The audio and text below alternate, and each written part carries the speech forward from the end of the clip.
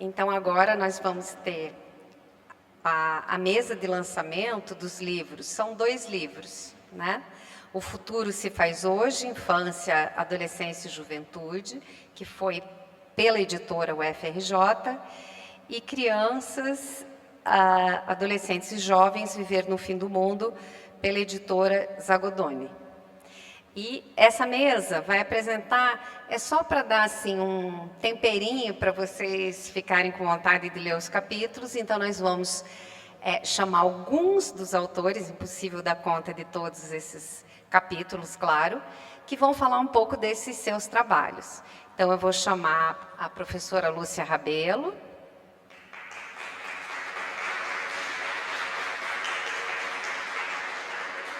e a professora Gisele Arteiro.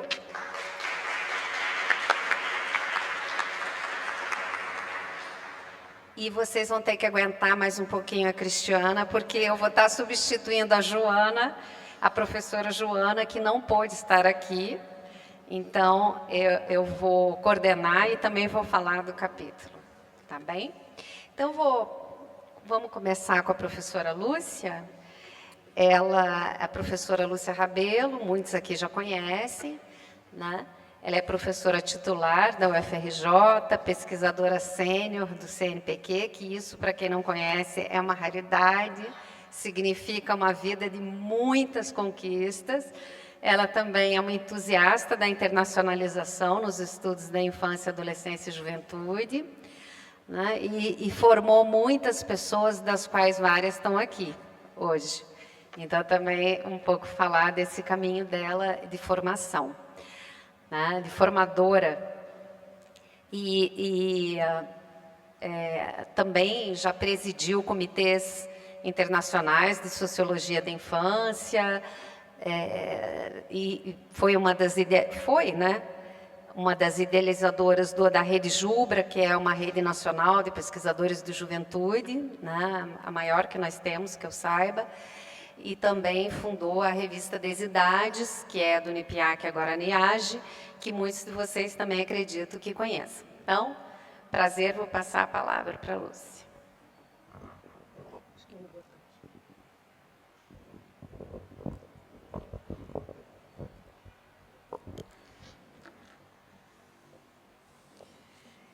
Então, boa tarde para todas as pessoas. Queria saudar Cristiana, Gisele, né, companheiras da mesa, companheiras do NIAGE. Então, uma alegria muito grande estar aqui nesse evento, um evento que, né, traz aí o final, né, a finalização e o lançamento de 2 trabalhos importantes, né, do nosso núcleo. Eu, na minha fala, que é muito breve, eu não vou exatamente tocar nos trabalhos, porque num dos livros é um trabalho em coautoria com uma doutoranda, que é a Sofia Hengen, e o outro é um trabalho meu, mas eu não vou falar dos trabalhos. Na verdade, a partir até da solicitação da professora Marta, que é a coordenadora do evento também, eu vou tentar refletir, né, conversar com vocês, né, sobre esses 3, eu acho assim, essas 3 forças motoras aí desse evento, que estão aí nesses títulos dos livros e também no título do evento. O título do evento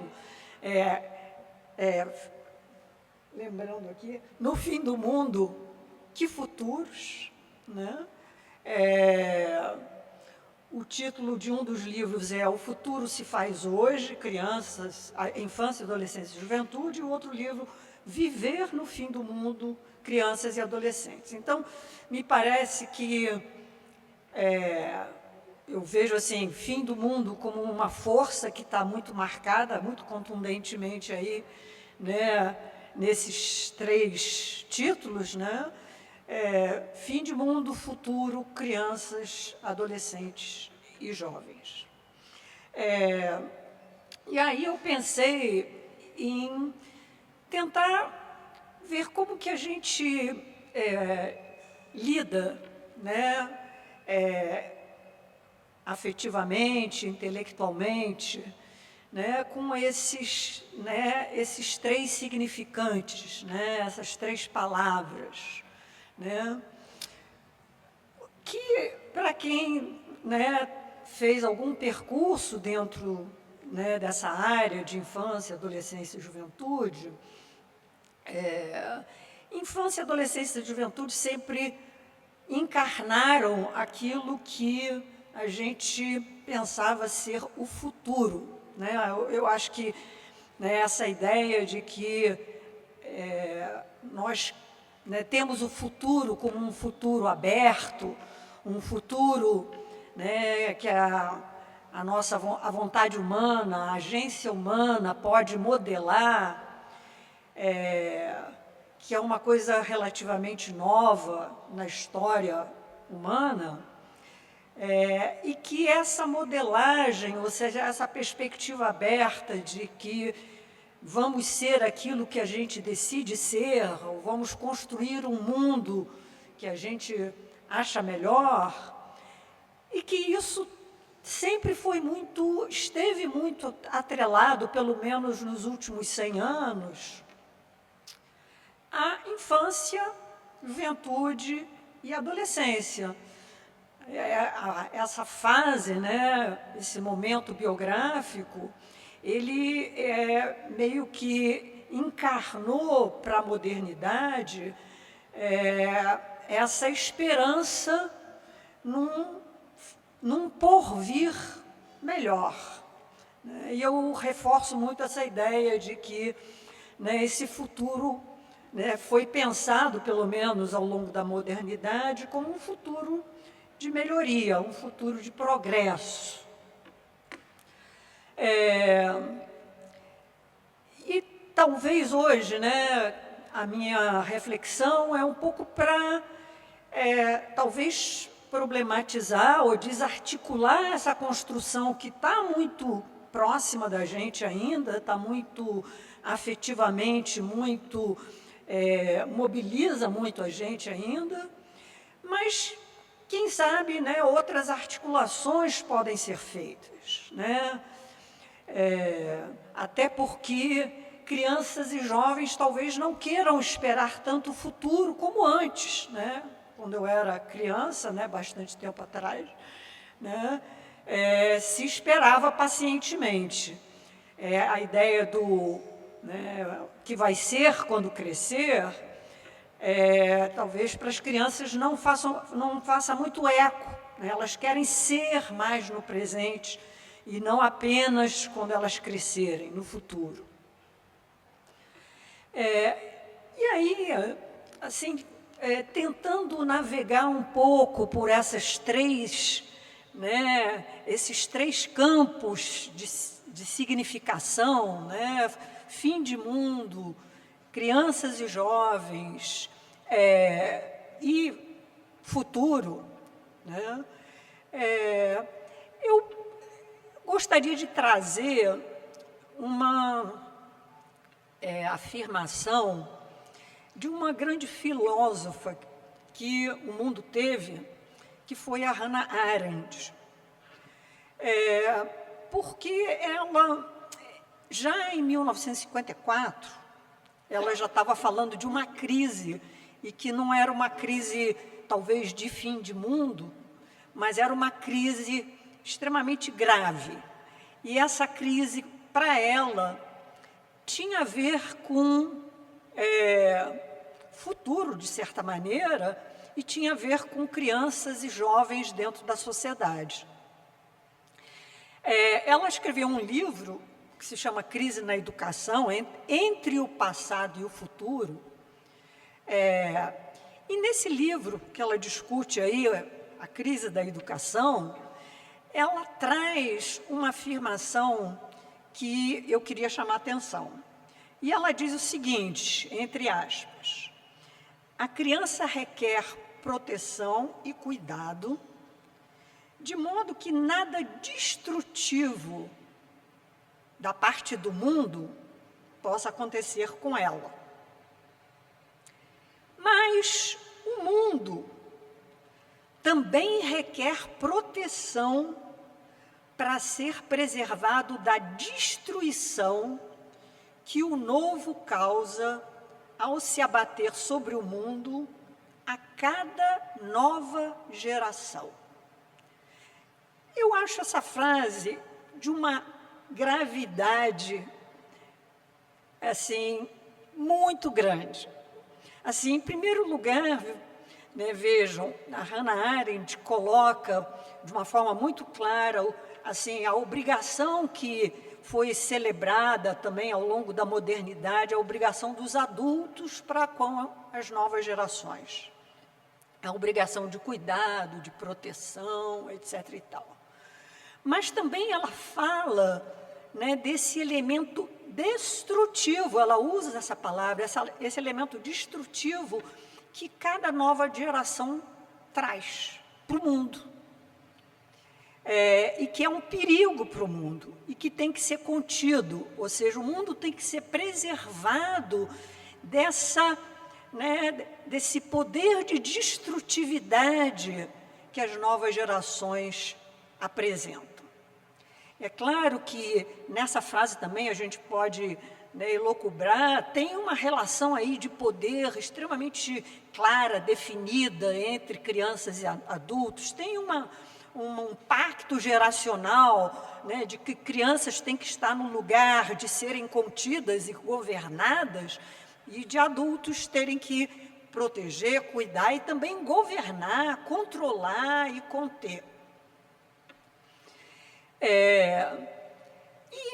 Fiquei, assim, achando que essa frase, ela pode ajudar muito a gente a pensar também o nosso momento. Essa frase tem uma certa atualidade, porque, a meu ver, né, esse elemento destrutivo, que eu diria assim que é uma ideia assim, quase que fantasmática, que as gerações mais velhas tiveram e têm ainda hoje sobre as novas gerações, é uma ideia que, é claro, que vai se transformando, né, ao longo desses mais de 100 anos aí de modernidade sociológica, vamos dizer assim.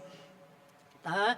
Se para Hannah Arendt, que era uma mulher lá dos anos 50, 60, que viveu a Segunda Grande Guerra, etc. e tal, né, isso já era tão presente, né, dessa destrutividade em potencial das novas gerações, né, a gente pode ver como que esse fantasma de destruição que os jovens encarnam, as crianças encarnam, como que ele se desenrola também em outros cenários. E eu vou me arriscar a trazer, eu diria assim, a dançar um pouco com essa ideia aqui do cenário brasileiro. No cenário brasileiro, que é um cenário de uma periferia do mundo capitalista global, que é o cenário, né, das grandes, imensas desigualdades, que é o cenário de, como diz, né, disse a Christine Rutta, né, o cenário aí por onde, né, as questões ainda não universais, né, atingem, por exemplo, crianças e jovens, né, como acesso à saúde, né, acesso à educação de qualidade. Então, a gente pode talvez pensar, né, que assim, pensando em Brasil contemporâneo, e pensando principalmente num Brasil contemporâneo,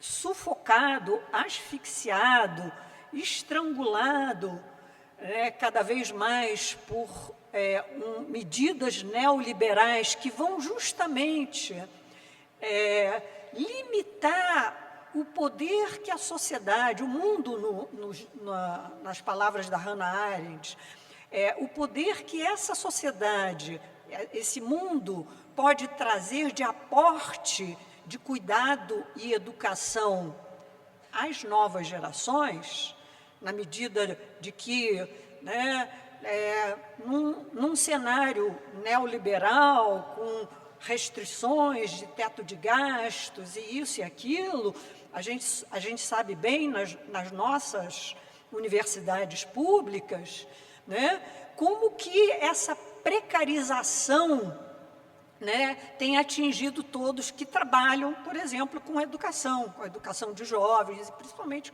né, lá na ponta, né, com a educação das crianças. E aí eu fico pensando, né, se, né, em uma sociedade, nesse começo de século XXI, há 70 anos, né, pelo menos, né, do escrito lá da Hannah Arendt, em que talvez, né, o cuidado e a proteção, pelo menos no âmbito dos países de bem-estar social, que gozaram ainda de alguma proteção para as crianças e para os jovens, mas num cenário de muito mais restrição ao que o mundo pode aportar às crianças e jovens, o que sobra? Sobra, talvez, um cenário de maior controle dessas crianças e jovens. E talvez um cenário de controle punitivo de crianças e jovens para que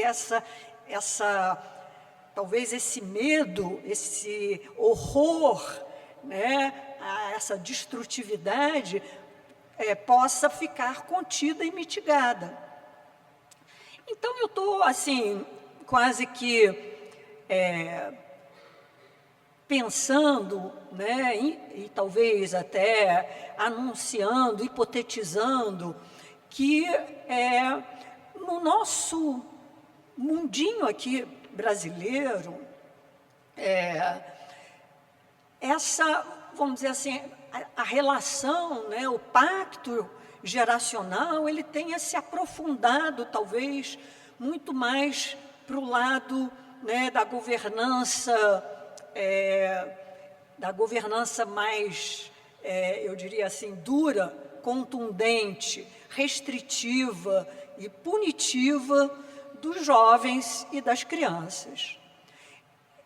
Eu fui consultar ontem o anuário do Fórum, né, de Segurança Pública, e lá tem dados assim que, de certa maneira, comprovam uma certa necropolítica do Estado brasileiro em relação a jovens, né? Se a gente for ver, por exemplo, né, isso é sabido, né, de que, apesar de que a taxa de homicídio no Brasil tem declinado, a taxa geral de homicídio, ela, em relação a jovens, e principalmente jovens, né, pretos e da periferia, essa taxa aumentou, né?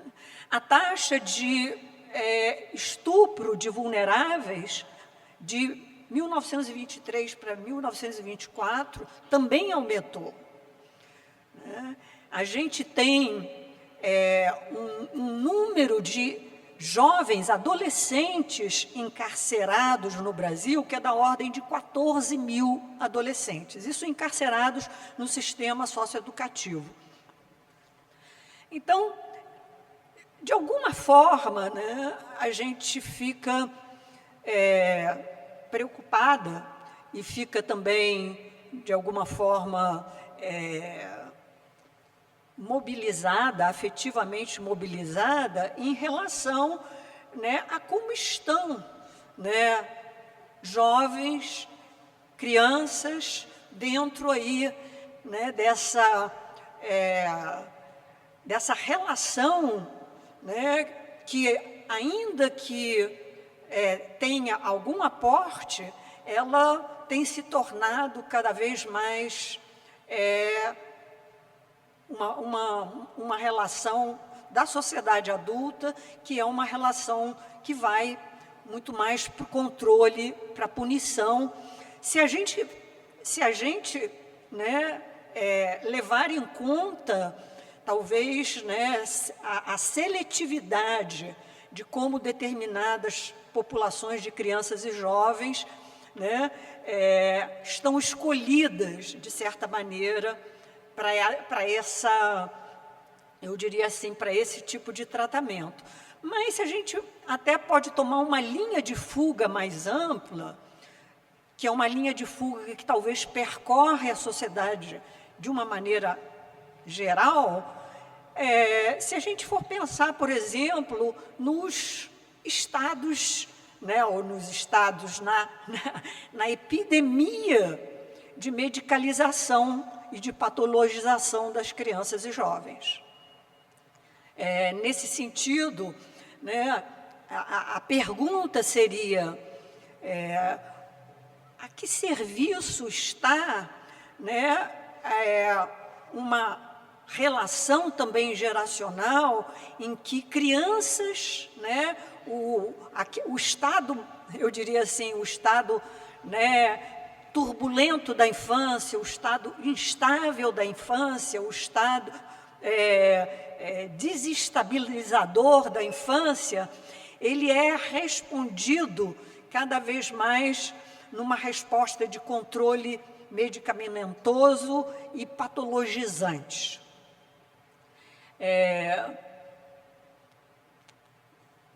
Eu, né, num diálogo com uma psicanalista recentemente, né, que é a Luciana Pires, lá de São Paulo, ela fala, né, nesses termos, ela fala de que a infância se tornou uma doença. Isso é muito grave, o fato de a infância ter se tornado uma doença, talvez na sociedade brasileira. Aí, eu acho que, assim, me aproximando também já do meu fim, né, eu me aproximo também dessa ideia de fim de mundo. De qual fim de mundo que talvez a gente poderia tentar falar? Talvez a gente esteja falando de um fim de mundo, de uma ideia de infância, ou seja, de uma ideia de infância e de juventude, de que infância e juventude encarnariam necessariamente o melhor tempo para frente da sociedade. Talvez essa ideia tenha que ser enterrada. Nem crianças e jovens querem encarnar mais essa ideia, e talvez os adultos tenham que encarar que essa ideia de que nós teremos um futuro melhor, e que esse futuro melhor está prometido, né, pela reserva moral e psicológica que os adultos fazem da infância e da juventude, essa ideia talvez esteja no fim. Né?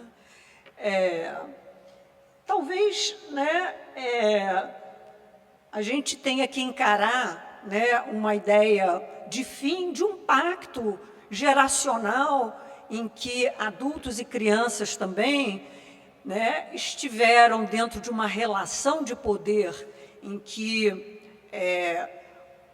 crianças, né, tinham que apenas obedecer aquilo que os adultos achavam que era melhor. Porque nessa frase da Hannah Arendt tem claramente uma relação de poder aí, né, muito clara, né, que adultos vão cuidar das crianças, mas crianças vão ter que seguir aquele caminho, porque o adulto sabe como proteger o mundo, né, do perigo que uma criança pode ser. Tá? Eu queria trazer, eu não sei como que eu faço isso, eu trouxe... Você põe para mim, Flávio, por favor? Eu trouxe um slide para mostrar para vocês. Esse aqui.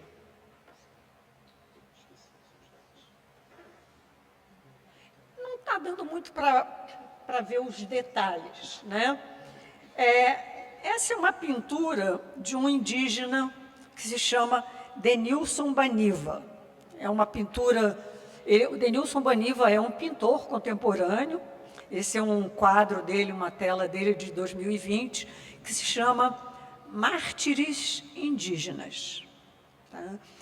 Eu trouxe essa inspiração para a gente porque, talvez, ao se aproximar de uma ideia de fim de mundo, a gente poderia também se aproximar de uma ideia de fim de futuro. No sentido de que, talvez, esse futuro que a gente sempre pensou que seria um futuro melhor, é uma ideia que, a meu ver, talvez tenha que ser enterrada. O futuro necessariamente não vai ser melhor do que o hoje.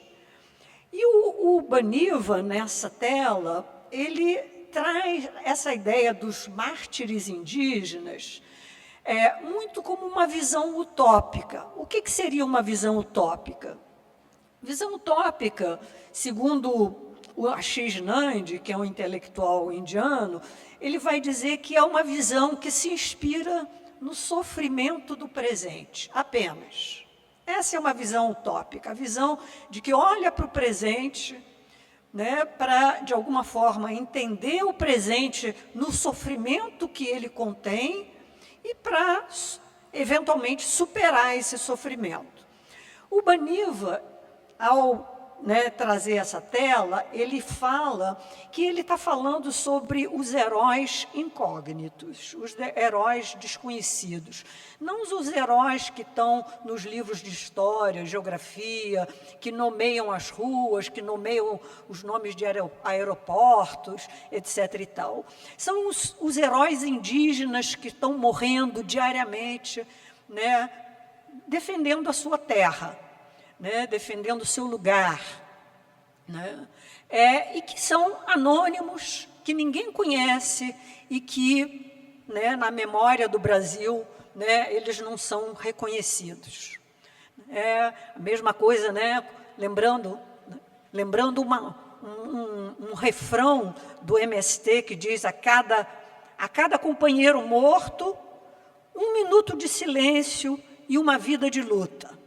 Um pouco isso que o Baniva traz nessa visão utópica dos mártires indígenas. E eu, assim, finalizo dizendo que talvez a gente não precise ter uma visão ufanista de que o futuro nosso vai ser melhor, mas a gente pode ter uma visão agonística desse futuro, agonística no sentido de que ele vai implicar numa luta.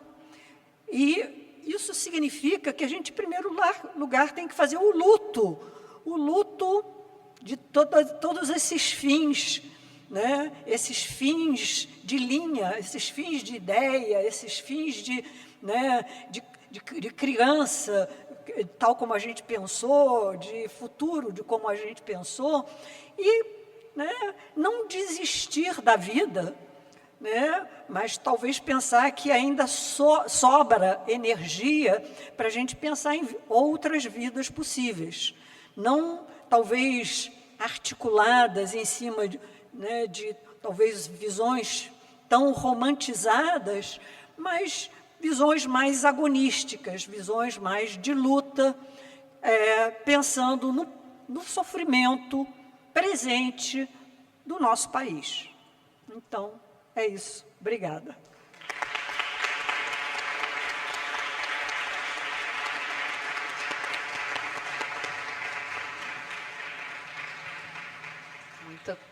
Muito obrigada, professora Lúcia. Estamos vários aqui, somos vários alunos e ex-alunos. E vou passar a palavra, então, para a professora e pesquisadora, Gisele Arteiro, que faz parte do NIAGE, que é professora da Faculdade de Arquitetura e Urbanismo, da UFRJ, cientista do nosso estado, bolsista de produtividade e que trabalha com o tema de arquitetura, cidade, infância, arquitetura escolar, está nesse campo das infâncias. Agradecendo também, Gisele, por estar aqui e falar um pouco aí do seu trabalho. Você prefere esse ou você quer esse? Acho que é melhor. A gente pode usar junto. Acho que sim. Vocês me ouvem bem? Sempre me atrapalha um pouco com o microfone. A minha voz ela já é alta por natureza, mas vou tentar ficar bem adaptada, né, ao microfone. Então, primeiramente, gostaria de agradecer. Boa tarde a todos, boa tarde a todas as pessoas aqui presentes, tantos jovens, né, como foi falado pelas colegas, aos estudantes que estão aqui também, estudantes de graduação, de pós-graduação. Então, agradeço muito a oportunidade de estar aqui. Para mim é uma honra estar aqui com Cristiana e com Lúcia. Falar depois da Lúcia realmente é sempre uma grande responsabilidade. Lúcia é uma grande referência para mim, para o nosso grupo de pesquisa. Como a Cristiana falou, eu sou arquiteta, faço parte do NIAGE, recebi esse convite assim, com muito carinho, muito orgulho. Ingressei no NIAGE, acho que durante a pandemia, talvez, em 2020, então já se vão quase 6 anos, né? Estamos terminando 2025.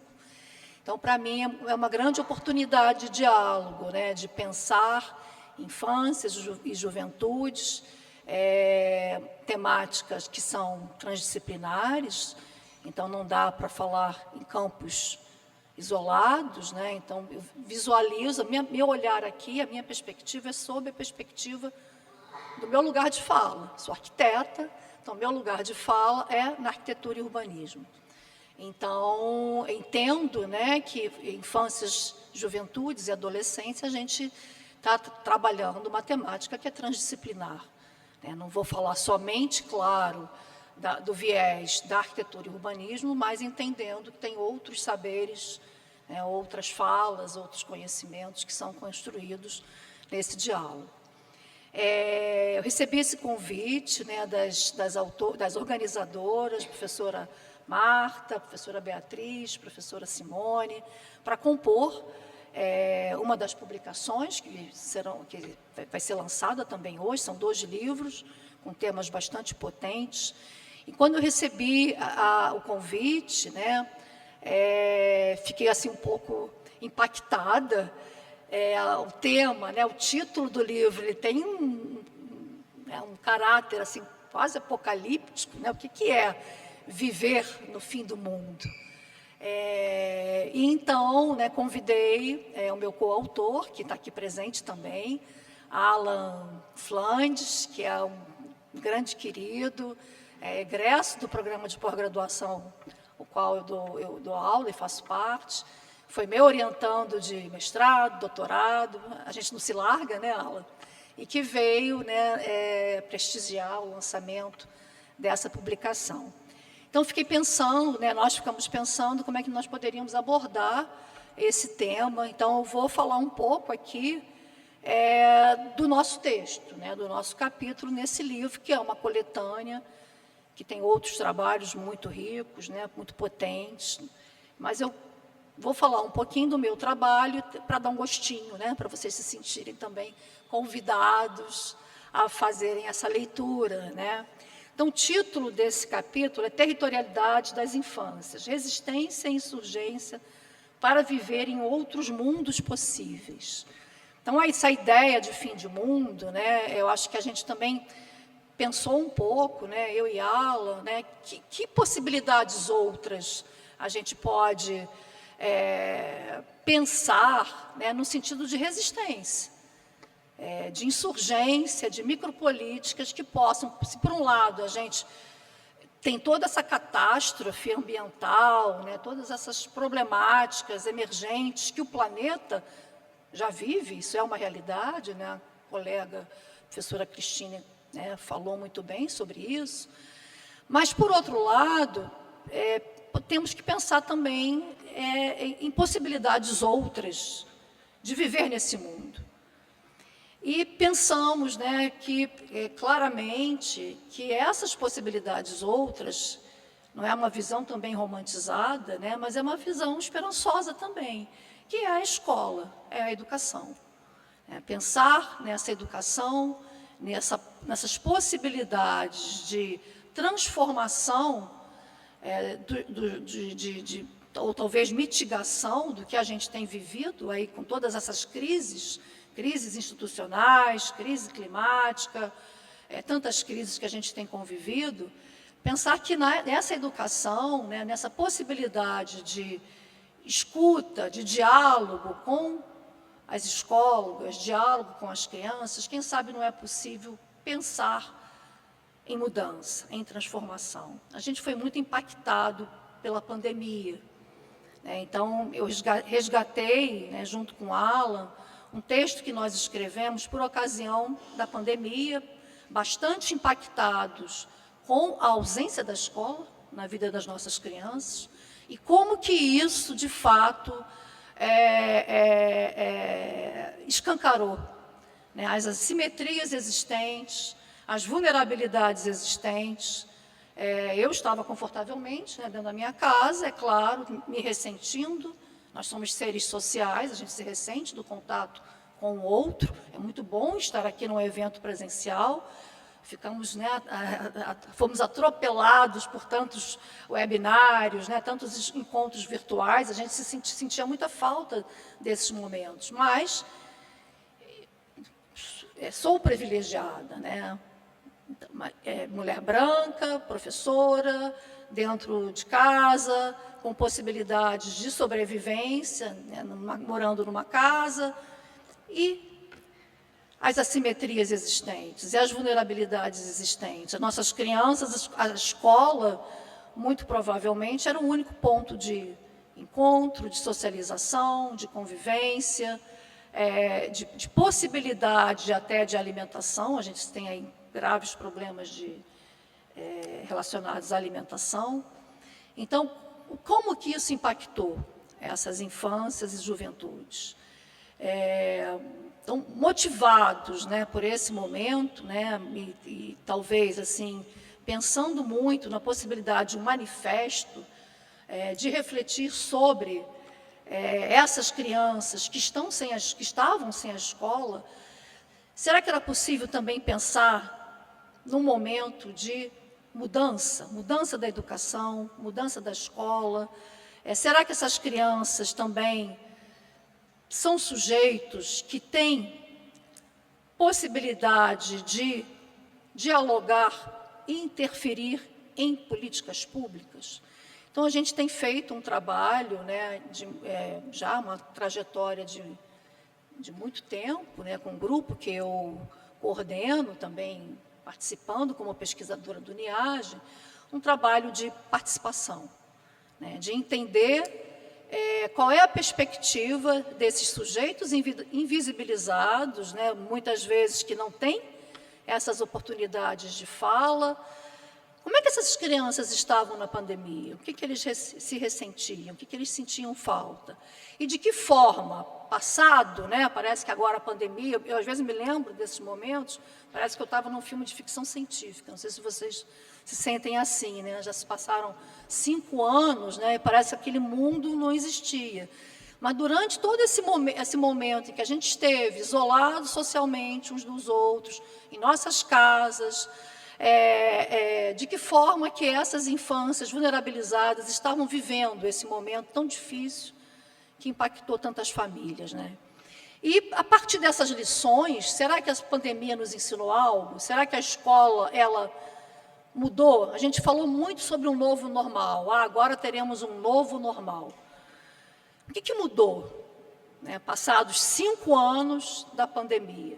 A escola mudou? As crianças, elas são ouvidas? As crianças participam das decisões?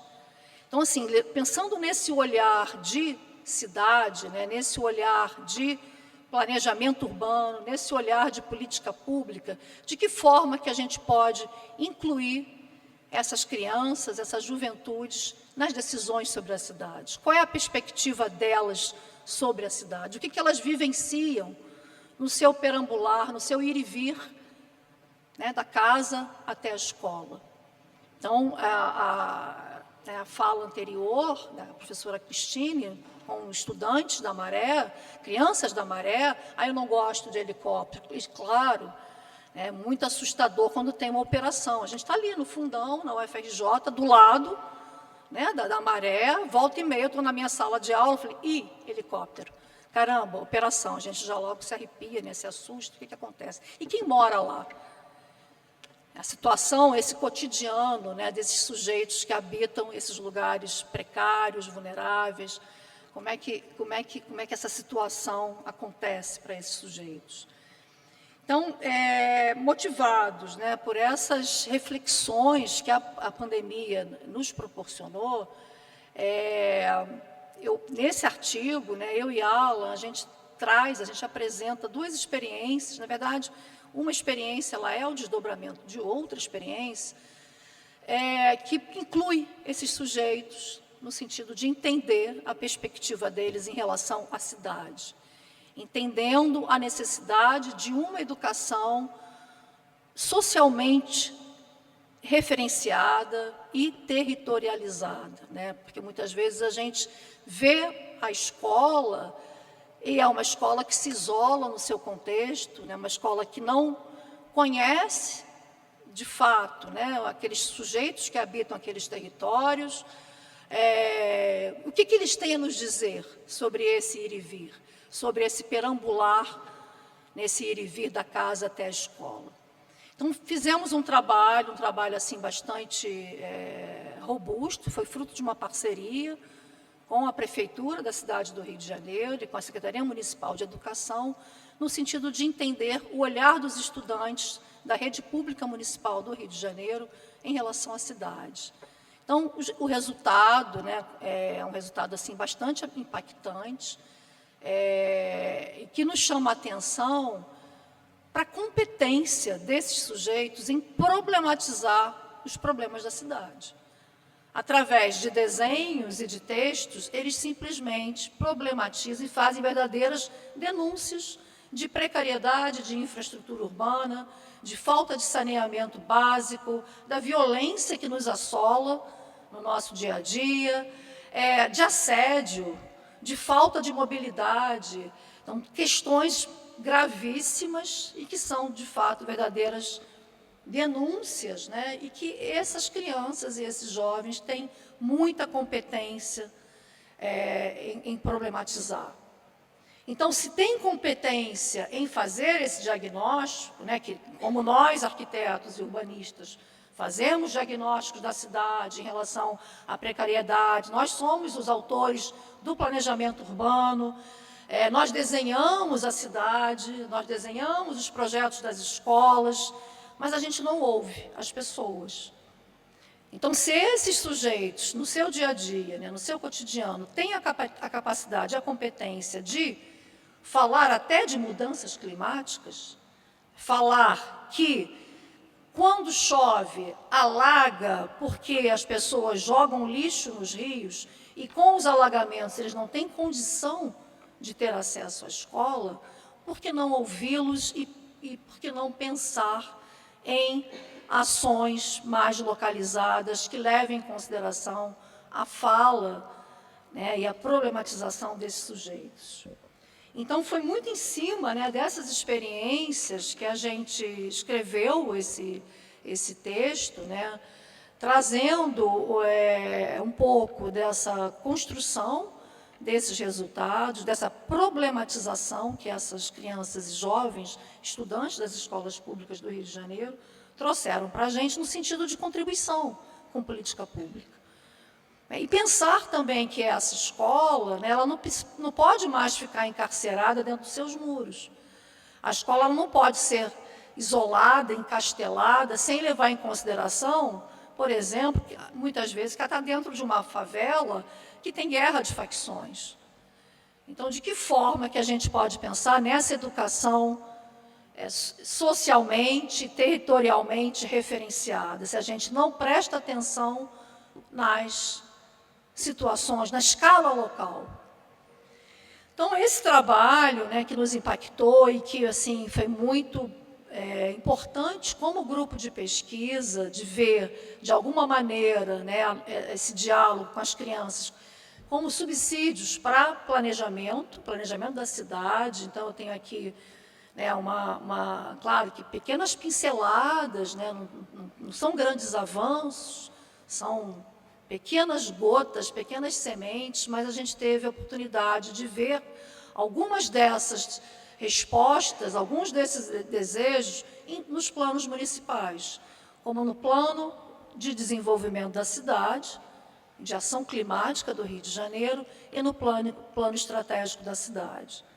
E com isso, né, pensar também em aprofundar um pouco esses dados, porque o mapeamento afetivo acabou sendo uma escuta indireta, uma escuta em que nós, né, não conseguimos participar da aplicação, digamos assim, né, dessa conversa, desse diálogo, desse questionamento com as crianças. A rede municipal do Rio de Janeiro é a maior da América Latina. Então, a atividade ela foi feita no sentido de incorporar todos os territórios do Rio de Janeiro. A cidade do Rio de Janeiro, como todos nós sabemos, é uma cidade bastante complexa, bastante desigual, bastante assimétrica. Temos escolas, muitas escolas dentro de favela, temos escolas em regiões muito adensadas, temos escolas dentro de um condomínio de luxo na Barra da Tijuca, escola pública. Então, são, de fato, muitas realidades diferentes. Então, foram muitos documentos, muitas respostas, né? Tivemos 2 versões, em 2019 e 2022, não conseguimos fazer em 2020 e 2021, por conta justamente das escolas fechadas. E aí, a partir desses resultados, né, entender um pouco mais essa escala local. Então, entendendo que esses sujeitos, eles são presentes, mas sim, podem também pactuar um futuro possível, vamos pensar nesses microterritórios, nesses problemas locais, de que forma que a gente pode contribuir como arquiteto. Pensar na função social do arquiteto como arquiteto educador, levando a nossa área, o nosso campo disciplinar, para uma formação urbana desses estudantes, uma formação urbana no ensino básico. Então, pensando a cidade, toda a problemática da cidade, que incorpora questões de clima, questões de meio ambiente, questões de infraestrutura básica, questões de cidadania, pensando, então, nessa formação cidadã desses jovens, dessas crianças, e que nós, arquitetos, possamos, de fato, agir, né, atuar como arquitetos educadores. Então, a partir dessa experiência maior, que foi o mapeamento afetivo do Rio de Janeiro, nós tivemos a oportunidade em realizar algumas oficinas, né, eu não vou contar aqui tudo, vocês vão ler o artigo, espero que vocês leiam, né, o artigo. Fizemos oficinas participativas, mas também não só no sentido de, ok, vocês nos falam isso, vocês problematizam, vocês identificam isso dentro do espaço que vocês habitam, dentro do território que vocês habitam, no percurso que vocês fazem, todas as dificuldades que vocês enfrentam, mas nós somos corresponsáveis, vocês são cidadãos cariocas também. Qual o seu papel como cidadão? Então, uma maneira também de corresponsabilizá-los, né? Então, essas oficinas foram também num sentido de entender que não somente a esfera pública ou o poder público é que vai dar a solução. Precisamos pensar no nosso papel também de agentes transformadores, e isso incluindo as crianças, os jovens, né, e os adolescentes. Então, propusemos oficinas de educação urbanística e ambiental. Existe um programa, né, dentro do Conselho de Arquitetura e Urbanismo, que é o programa CAL Educa. CAL é o nosso conselho. O CAL ele criou esse programa justamente pensando na possibilidade da função social do arquiteto, né, porque a nossa profissão ela é muito elitizada. Todo mundo visualiza o arquiteto como sendo aquele que faz, né, grandes projetos, grandes intervenções, ou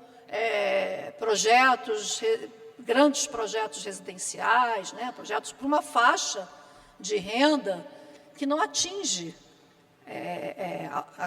boa parte da população, grande parte da população.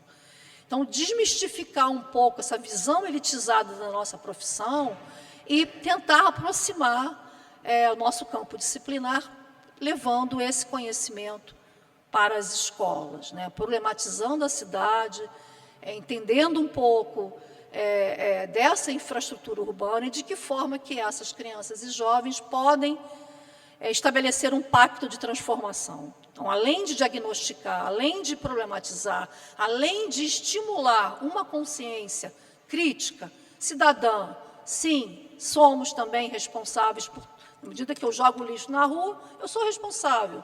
Eu sou responsável pelo rio que transborda. Então, na medida que isso acontece, o que a gente pode fazer para tentar pensar num futuro possível, né? Então, é um pouco isso, né, que o artigo trata, mas eu acho que...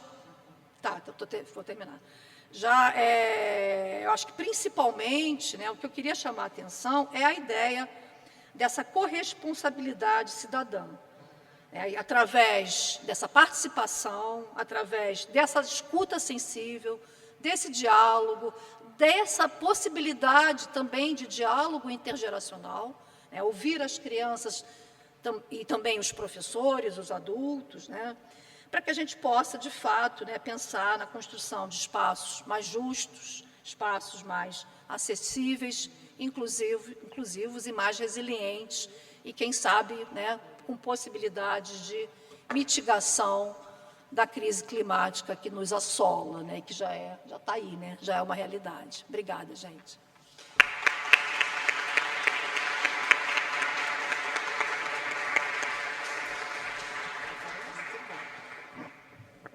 Eu vou tentar falar nesse. Vamos ver. Qualquer coisa. Bom, gente, agradecer muito a professora Gisele, parceira nossa do NIAGE. E é muito interessante, né, essa parceria interdisciplinar, que de fato né, e poder escutar assim, das outras áreas, todas convergindo nesse intuito, né, de pensar a criança, adolescência e juventude. Bom, eu vou então, minha fala aqui, vou tentar ser breve, né? Mas eu queria, minha fala então vai tocar um pouco no capítulo que eu escrevi com o professor Edson, que está aqui, lá atrás, parceiro do NIAGE. O nosso capítulo se chama Entre Diagnósticos e Substâncias, Crianças e Adolescentes Hoje. Então, a minha fala vai ser muito no sentido de instigar a gente a pensar, né, e convocar vocês a lerem. Tanto eu quanto o professor Edson, a gente vem de um trabalho com medicalização da infância, adolescência e juventude, ele mais ligado à questão da juventude. E é um pouco esse desejo de pensar sobre isso, que é um fenômeno em crescimento, né? Inegavelmente em crescimento. Então, a minha fala eu gostaria de trazer 2 acontecimentos muito breves, né? O primeiro foi há um mês atrás, ela hoje não pôde estar aqui, porque mora em outra cidade, uma aluna minha, da pós-graduação, que trabalha num CAPSI, que é o Centro de Atenção Psicossocial da Infância, numa equipe multidisciplinar, e ela virou para mim e falou assim: Cristiana, nós estamos com um caso lá muito complicado, a equipe está tendo muito trabalho de lidar, porque a criança ela está bastante, né, medicada com risperidona. Não sei se vocês conhecem, mas risperidona é um antipsicótico, né, um remédio bastante forte. Ela está medicada com risperidona e a gente está vendo que está difícil até de a gente falar com ela, mas a família está com muita resistência de discutir discutir esse assunto com a equipe multidisciplinar. Ela já veio, né, de outro profissional com esse medicamento. Só que o que está nos incomodando é que essa criança tem 1 ano e 3 meses. É um bebê. E o laudo que veio da indicação da criança era que ela estava com questões na linguagem. Uma criança de 1 ano e 3 meses. Bom, outro caso, estou trazendo casos que aconteceram há pouco tempo. Outro caso, há 1 ano e meio atrás, 2 anos, a minha aluna de pedagogia, que eu dou aula na Faculdade de Educação, ela veio e disse: Cristiana, eu também estou muito incomodada, porque o assunto era um pouco esse na sala, porque na turma que eu estou fazendo estágio, né, tem 3 crianças, uma de 10, uma de 9, acho que a outra estava com 11 ou 10, não me lembro mais, que estão tomando Ozempic, sabe? A semaglutida, né? essa substância para emagrecimento. Então, que ela não sabia bem o que ela fazia, né? Mas que ela via, então eles tinham que também gerenciar isso. Então, assim, são pequenos fatos, mas que se a gente for olhar para o nosso cotidiano, eles estão acontecendo com muita frequência. Por isso, o incômodo de quem está trabalhando na área, o Edson na saúde mental, eu na educação e também na saúde, né? Preocupados com esses casos que estão chegando. Então, esse capítulo começa um pouco contextualizando o que a gente chama de medicalização, que seria esse movimento que vai pensar, né, fatos que são sociais, psíquicos, econômicos, a partir da ordem médica, né? Como a gente interpretar questões que, vamos dizer, há 50 anos atrás a gente ia chamar de birra, agora a gente vai chamar de transtorno, né, de alguma forma. Então, esse movimento, ele também incide sobre uma inflação de nomeações diagnósticas, que é isso que a gente escuta. Então, essas nomeações, elas vão para o mundo social e elas viram, digamos assim, condensadores de uma série de sentidos identitários, políticos, etc. e tal. Além desse fenômeno, a gente tem o uso de substâncias. Então, são 2 fenômenos articulados, mas não idênticos, e que estão diretamente ligados ao público infanto-juvenil. O que um dos autores que o Edson trabalha, que é o Alan Francis, quem é esse autor e por que o Edson gosta bastante de usar, porque ele é um dos idealizadores do manual que é mais usado na área de psiquiatria, que é o que nomeia esses transtornos todos, e ele é um dos fundadores, ele escreve junto com a turma lá que escreveu no início, e ele passa a ser um dissidente a partir de determinado momento, porque ele não concorda com as consequências do que ele mesmo idealizou junto com vários grupos, né? Então, esse autor, ele vai, inclusive, questionar por que, né, que o diagnóstico de autismo cresceu 20 vezes nas últimas 2 décadas. Né? O bipolar aumentou 40 vezes nos últimos 10 anos do que a década anterior. E o TDAH, que vocês conhecem, transtorno de déficit de atenção, com ou sem hiperatividade, ele aumentou 66 vezes nos últimos anos. Então, existe também uma discussão do interesse desse público para a própria indústria farmacêutica, né? É um público interessante porque, além de ser um grande público, ele se fideliza. O que significa dizer isso? Ele pode consumir aquele medicamento para o resto da vida. Então, ele é interessante também ao mercado, né? A questão é que essas também categorias, elas vão tendo uma força performativa, porque os sujeitos começam a responder também desses lugares. Né? E, no meu caso, que estou na educação, a gente vai ver como os educadores, né, eles também são atravessados e a maneira como eles vão se dirigir às crianças e aos adolescentes e as práticas vai ser atravessada também por esses discursos. Né? No atual momento, eu e a minha equipe, nós estamos estudando a questão dos laudos, né, na educação e chama atenção também, né, o crescimento e tudo mais. Bom, esses diagnósticos, né, essas nomeações diagnósticas, então eles também estão inseridos naquilo que a gente chama de uma questão política. Nesse capítulo mesmo, o Edson vai trazer que a definição de estresse pós-traumático, que é uma definição do manual, bastante usada também, ela surge para criar uma maneira de ajudar os ex-combatentes do Vietnã nos Estados Unidos, porque eles não se inseriam em alguma categoria e o Estado precisava ajudar. Então, a categoria cria uma maneira de acesso à política, que é o que nós estamos vendo, por exemplo, na educação especial, em relação à educação, ao TGD, que são os transtornos globais do desenvolvimento, que a gente sabe que ter esse diagnóstico significa ter acesso a uma série de políticas de Estado, né? Como direito à AEE, que é o agente, né, de educação especial e tudo mais. Bom, então, o que o capítulo já vai questionar é que esse insuflamento, né, parece não estar justificado, né, apenas numa questão dos especialismos no sentido, né, das terapêuticas. Eles vão muito além disso, né?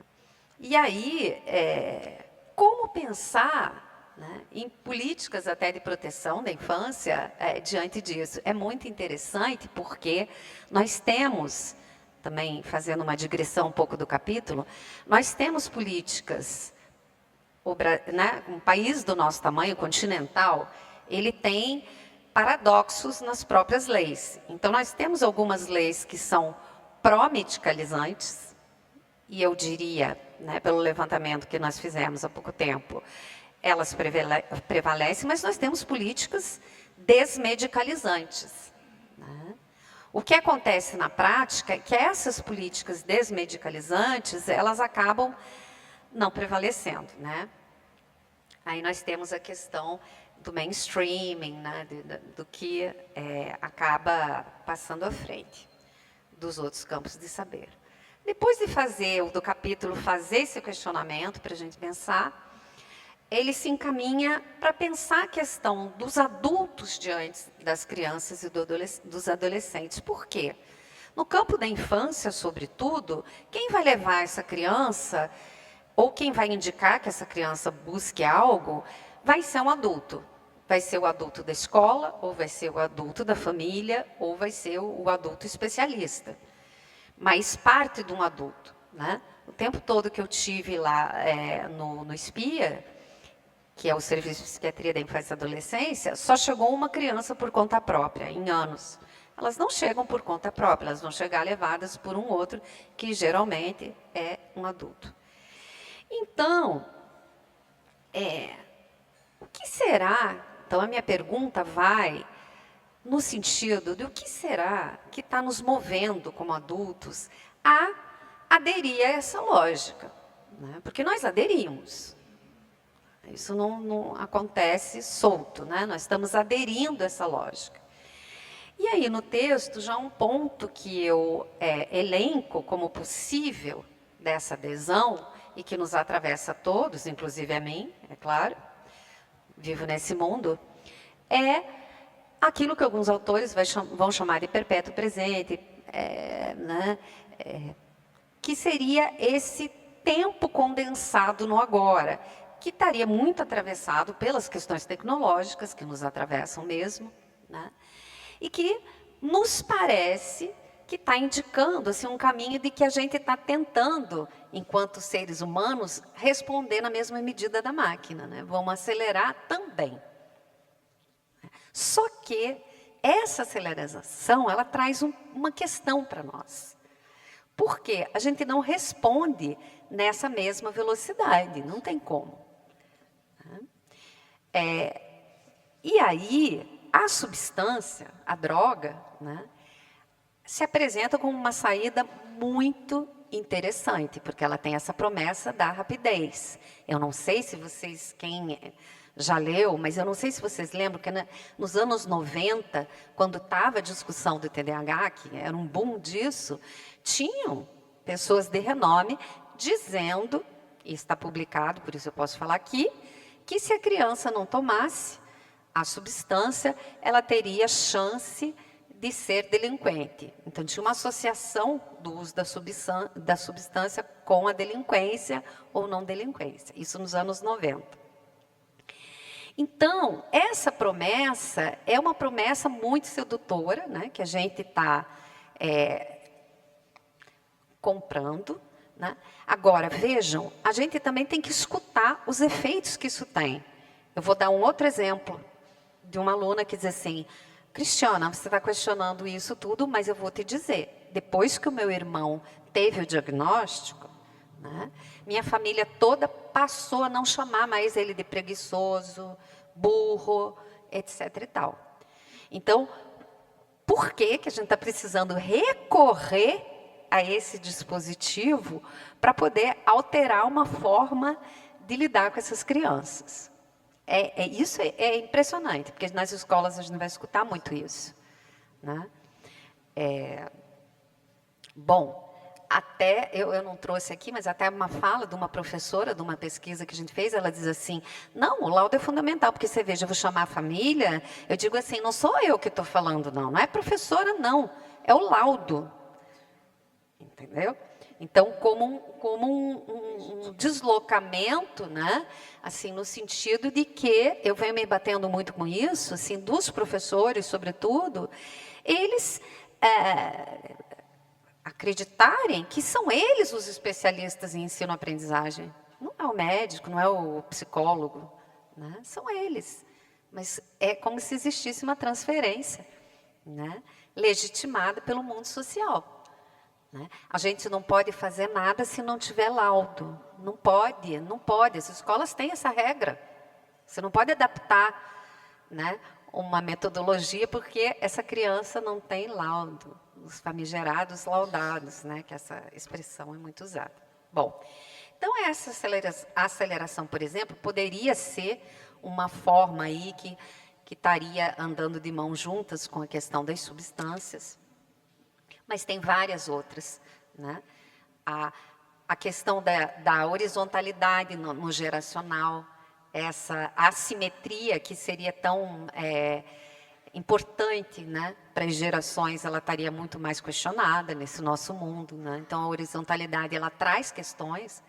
Né? O Lebrun, um autor que vai trabalhar bastante isso na psicanálise, como uma das questões. Né? E aí eu vou retomar aqui para finalizar, trazer um dos pioneiros da psicanálise, eu sou psicanalista, né?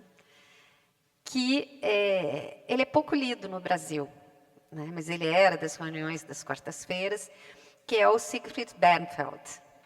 E por que esse autor ele é interessante? Porque ele se debruçou na questão da educação e ele funda uma colônia com as crianças do pós-guerra. Né, que eram essas crianças chamadas de criança-problema, blá, blá. Bom, mas aí o que ele vai trazer? Né? Ele vai dizer, né, assim,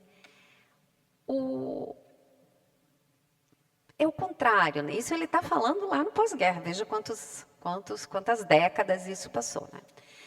Então, essa é nossa insistência, né, em curar, em resolver, né, ela tem efeitos autoritários sempre, né? Sempre. Os efeitos são autoritários. Então, ele sugere, né, que o adulto seja capaz de esperar.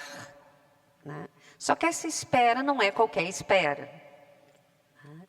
É uma espera sustentada. Uma espera que vai fazer com que o adulto possa ler os detalhes da sua intervenção e os efeitos que são processuais. Né? Então, ele vai falar de uma educação que possa se dar nessa leitura processual e não autoritária do adulto sobre a criança. E aí a minha questão, né, ele vai falar de uma pedagogia dos limites, é um autor interessante, isso naquela época já, mas como que a gente vai, então, para não atrasar, né? Como é que a gente vai, nesse nosso mundo, pensar a educação? Porque se a gente parte desse princípio que só se educa, no bom sentido do termo, né? Se o adulto suportar que a criança exista para quem ou para além da bula, né? Como é que a gente vai sustentar esse lugar nesse mundo que nós vivemos? Porque nós não vamos voltar a 100 anos atrás. Ninguém quer deixar de ter celular, né? Ninguém quer ir à fila de banco. A gente quer resolver o banco sentado na nossa cadeira, né? Nós também, mesmo que não tenhamos nascido nesse momento. Então, como que a gente vai? É uma questão em aberto, é claro que eu não tenho a resposta, mas para ficar para nós, né? Como é que a gente vai conseguir sustentar esse processual, digamos assim,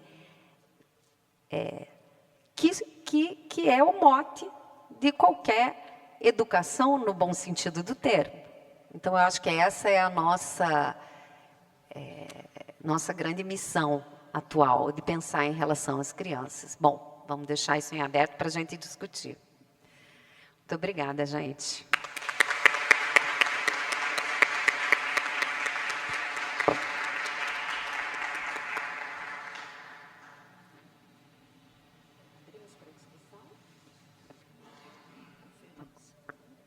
Oi, eu vou perguntar aqui para a professora Marta. A gente abre para discussão ou a gente... Podemos abrir para discussão? Sim. Será que alguém ajuda?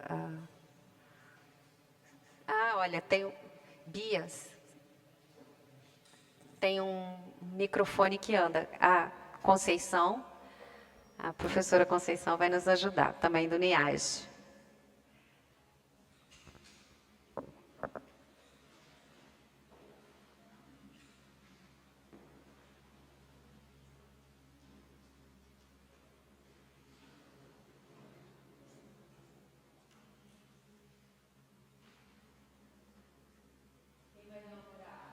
Ó, a Elô tá...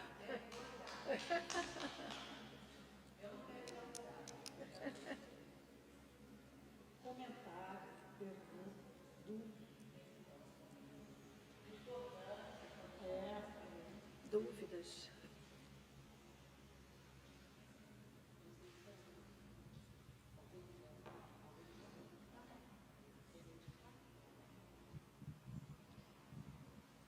Então, queria agradecer a contribuição de vocês. Achei assim bem interessante perceber também as diferenças, né, e os pontos também de articulação.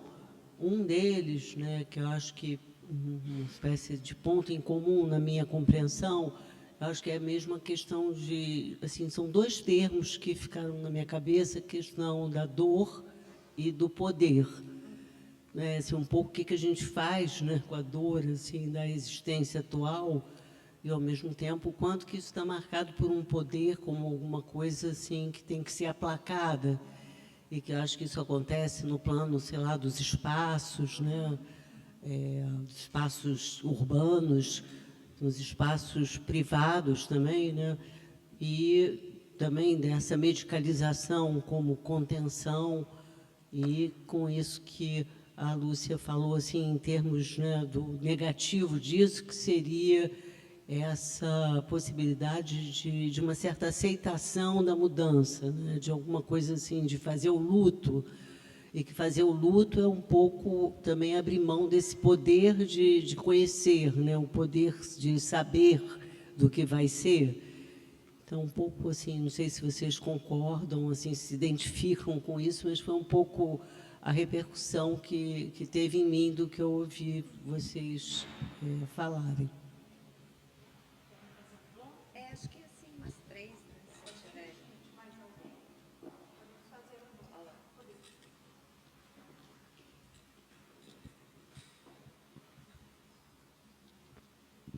Boa tarde, pessoal. Eu sou a Amanda, sou terapeuta ocupacional, amiga da Bia. Quero dizer que é uma alegria estar aqui, né? Quando eu comecei a ouvir a mesa, me deu uma certa angústia, né? Porque eu acho que esse tema angustia a gente, né? Quando a gente começa a pensar em perspectiva, né? Tá, e agora, né? Para onde a gente vai? E aí eu acho que me deu um pouco de esperança ouvir vocês, né? Porque vocês vão trazendo o que está acontecendo, né? Que é muito complexo, mas alguns caminhos, né? E eu fiquei querendo ouvir mais, Cristina. sobre a pedagogia do limite. Me interessou muito, assim, como é que a gente respeita esses processos, né? Porque eu acho que é uma questão que todo mundo que atende criança, que acompanha a criança, que tem criança, fica nessa angústia, né? Até que ponto a gente consegue sustentar, né, o processo? Então, se você puder falar mais um pouquinho.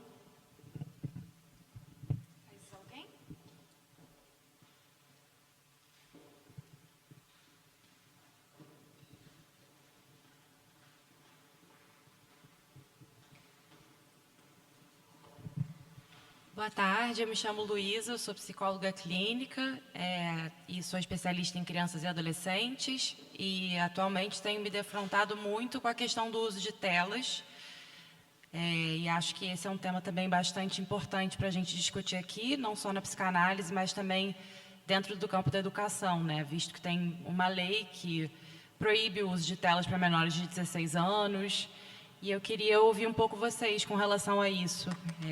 O que vocês pensam sobre o uso de telas para as crianças e para os adolescentes?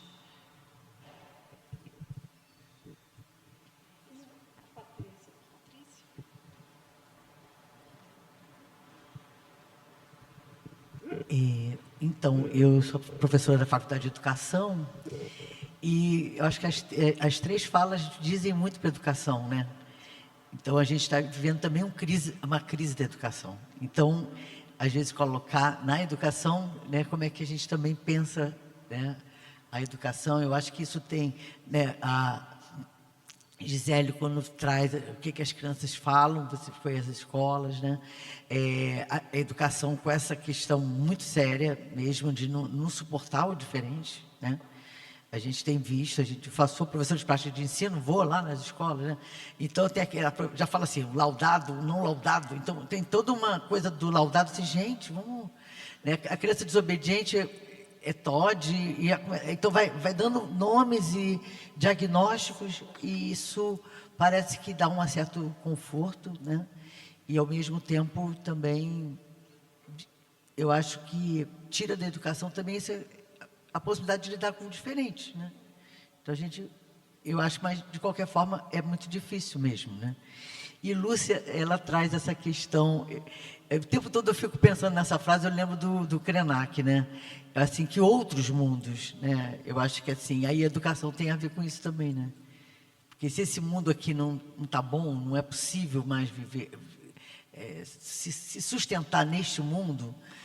não significa que seja o fim do mundo, né? É o fim dessa forma de viver, né? E aí, o futuro ancestral, talvez, né? Eu acho que talvez seja essa uma discussão, né? Que futuros? Porque o futuro vai estar aí, né? O planeta vai continuar. Nós o que vai ser, né? Como vai ser? É mais um comentário, mas, assim, muito interessante terem juntado, assim, as falas, né? Que eu acho que traz para a gente aí muitas reflexões.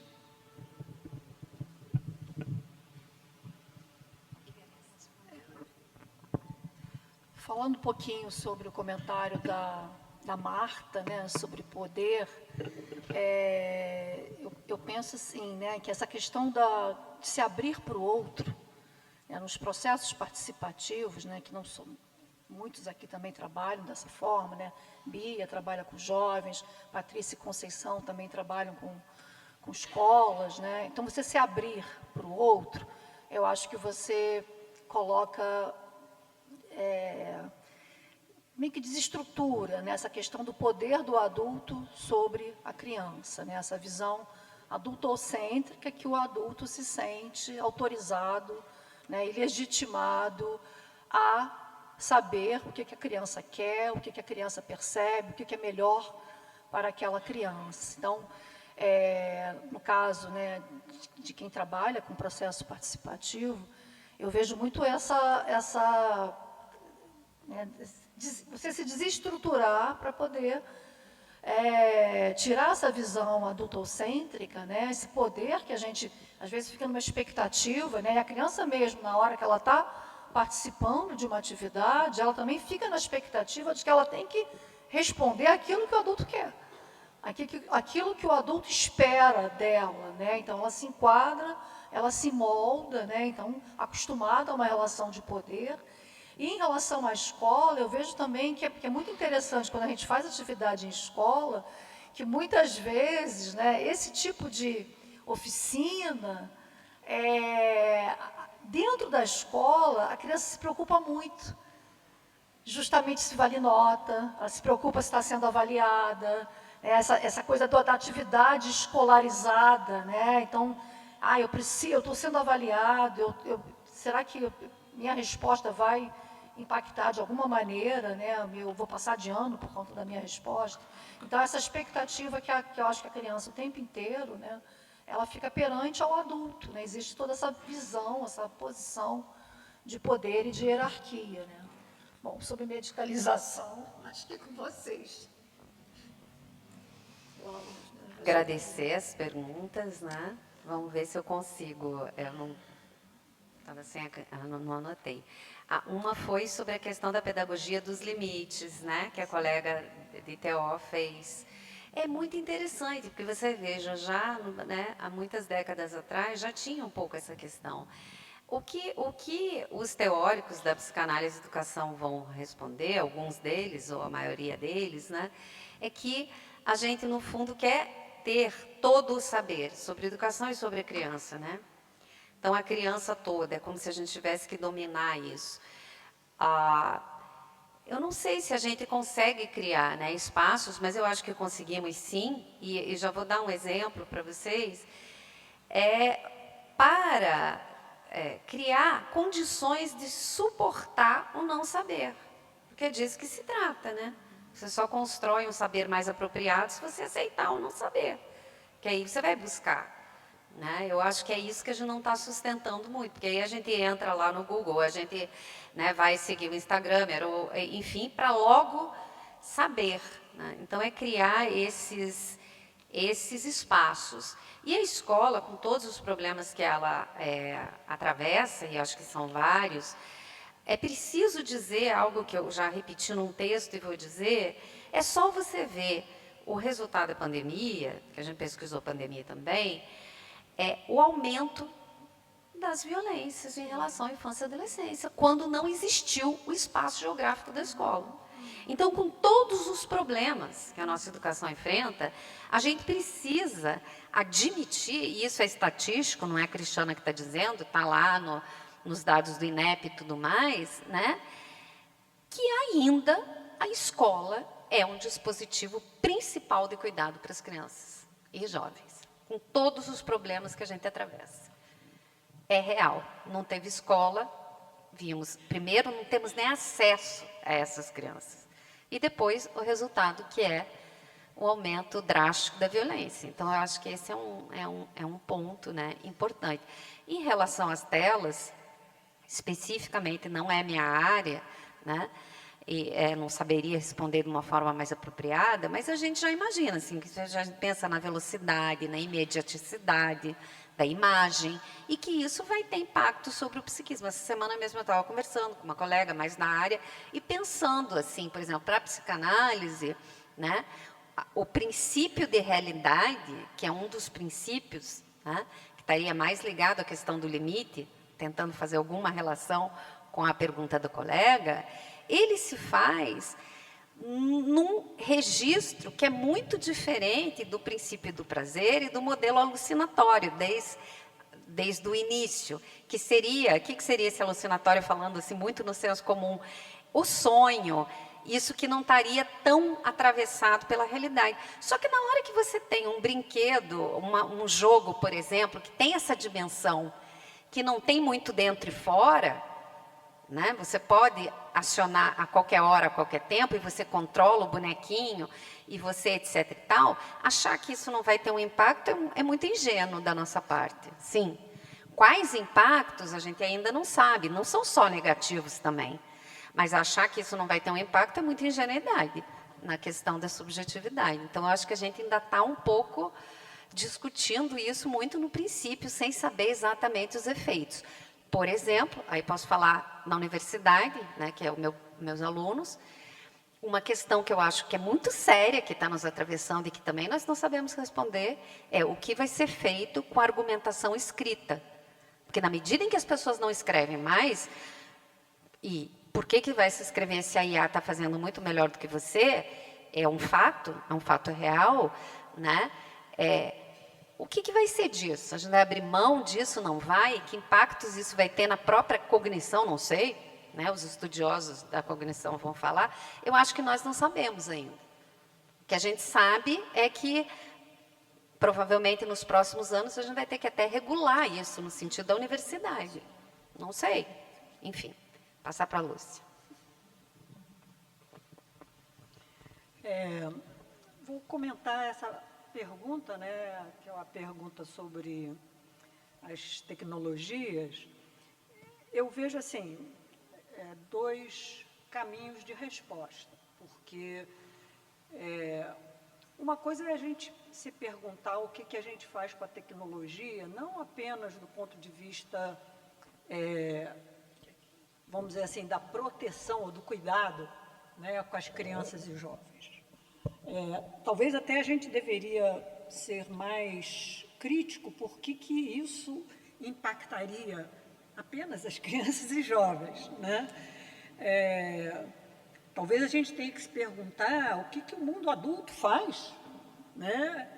Como é que ele lida com a tecnologia? O que a gente faz com isso, né? Como impacta a gente? Então, nesse sentido, né, se a gente vai continuar, né, com as big techs, né, sugando toda a água do mundo em prol, né, da gente ter cada vez mais um mundo digital cada vez mais aperfeiçoado, isso é um problema não só das crianças e dos jovens, é um problema de todos nós, né? Eu acho que o outro caminho de resposta é um caminho que implica a relação de poder dentro do pacto geracional. Ou seja, o que os adultos que detêm o poder podem regular e governar a vida das crianças a partir de proibições, regulações em relação ao seu uso de tecnologia. Então, ontem, por exemplo, por acaso, né, estava assistindo uma parte lá do Globo News e aí estava sendo laudado o fato de que na Austrália se proibiu, né, telas para crianças até 16 anos. Tá? Eu acho que a gente está, vamos dizer, essa regulação é nitidamente uma regulação do poder autoritário dos adultos, né? A gente não tem ainda um percurso para dizer assim, isso é muito bom, isso é muito ruim, né? Mas isso estava sendo colocado como uma coisa assim, extremamente corajosa, boa e tudo mais. Assim como a regulação, né, da proibição de celulares aqui nas nossas escolas, né?